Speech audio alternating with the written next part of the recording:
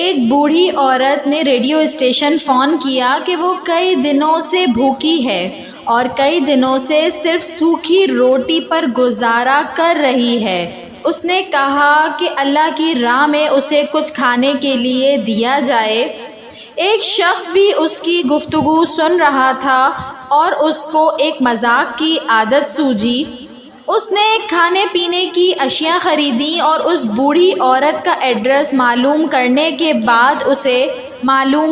کے بعد اپنے نوکر سے بولا کہ جا کر اس بوڑھی عورت کو دے آؤ، اور جب وہ پوچھے کہ کس نے بھیجا ہے تو بتانا یہ شیطان کی طرف سے تحفہ ہے۔ وہ بوڑھی عورت اتنے زیادہ کھانے کا سامان دیکھ کر بہت خوش ہوئی اور جلدی جلدی اپنے گھر کے کونے میں وہ رکھنے لگی۔